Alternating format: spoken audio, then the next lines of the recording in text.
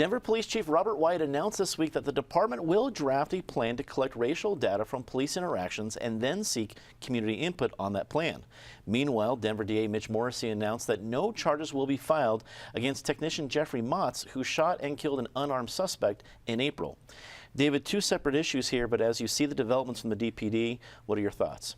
On the collecting the data, that seems like a good idea for a department that's had historically troubled relations with minorities, and knowledge is good, as is the motto of the university in Animal House, and good for them for also seeking community input about how to do it, and good for DA Morrissey for making the right decision on the police officer who shot the bank robber who they had surrounded and was refusing to comply. Westward did a very good story on it, going through the details and with lots of pictures and information from the report about how all the physical evidence was very consistent with what the officer said, that the guy was, instead of complying, like, you know, put up your hands so I can see him, he was shaking his head, refusing to comply, and then making a sudden move in a way that the police officer reasonably thought he had a gun, and you're not,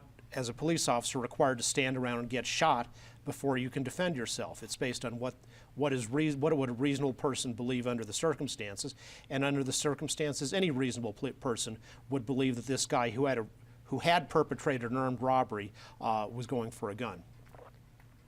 Kristen, there's been a variety of community groups that want to be involved in drafting the plan now, not for the police department to seek input later. What do you think about that? And should the Denver police take a second look at bringing community groups involved now instead of later? Absolutely.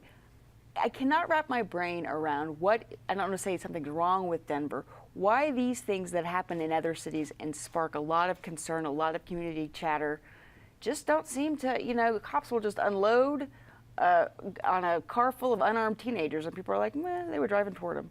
Or this guy made a threatening gesture. He might have robbed a bank. They don't know he robbed a bank. And so it's strange to me that things that happen in other cities really spark a lot of community concern. And here it's like, well, you call the ACLU, the usual suspects. They will say they find it alarming. But you don't see, I remember I was working on a weekend the day after the Jessica Hernandez decision not to charge those officers for killing an unarmed teenager because she was driving towards them. And my editor in a different city said, well, what's our plan to cover any protests? And I said, oh, it's raining. And she was like a little, what does that mean? I was like, well, you know, it's raining. No one's going to protest. It's Denver. It's raining. So I really don't understand why there is little interest, or maybe we're just missing the interest. I don't know what it is about Denver that it doesn't seem to spark a lot of community concern and coming together when these things happen. Halisi, what do you think about the point about getting community groups involved on the racial data collection plan? Because there are other cities that have done it. There's at least ways that can be mimicked. They can say, okay, here's how this city does it. We can go about it this way. Right. Do community groups need to be involved in this early part of the planning? Absolutely. Community should always be involved because the community is affected, right? The police supposedly are here to protect and serve, and I do say supposedly because that was not the genesis of the police department or any police department. However, we are at a point now where to not include the community would be a slap in our face. And you know, as you said, you know, it's disturbing that there seems to be a lack of passion, and I think some of it has to do with our numbers. So African Americans only make up about 13% of Denver proper, and so when I see the Black Lives Matters movement here, I mean, 30 people are out there.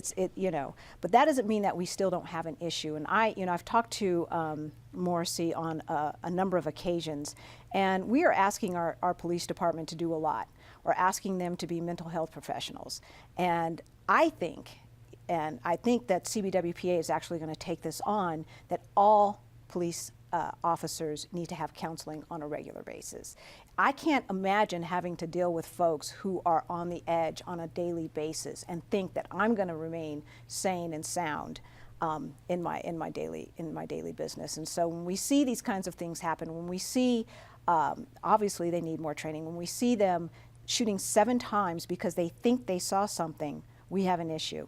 Community has to definitely be involved in all of this, and we need to hold them accountable. So once they say they're going to do something, I remember they came around with the sheriff's department and they had this big plan, and I said, the mistake will be if you don't come back to us and tell us what you're going to do based upon what we told you. Patty, the idea for the Denver Police Department to collect racial data, make this, is a pretty big change. That was not the position that the Denver Police Department held for a long time. Chief White has changed that just recently, so that's a big change. Do they need to go the step further and include community groups in before making a plan? Well, it's a big change, except they've looked at this before. 10 years ago, police officers were supposed to hand out business cards on every stop. They were supposed to collect racial profiling. There was a test pilot program. Tracy Kesey, who was one of the finalists to be the chief when Chief White got the job, had kind of led that. She's at the NYPD now. So we actually have a system that kind of worked, but it was a pilot. It disappeared. And that had a lot of community input in it. So now why not just reinstitute that? And if it needs to be changed along the way, continue meeting with the community and change it. But we spend so much time studying. We talked last week about the mall. Why did it take deciding we're going to have private security guards and putting them on the mall when they're still not there? It takes a year to figure out, hire Barney Fife and get him out there and give him more than one bullet if he needs it. So we're doing enough studying. I think we have answers. There are other cities that have come up with good plans. Colorado Springs has a plan. There are other ones we can tweak. But another study, look at how long the Sheriff's Department lasted.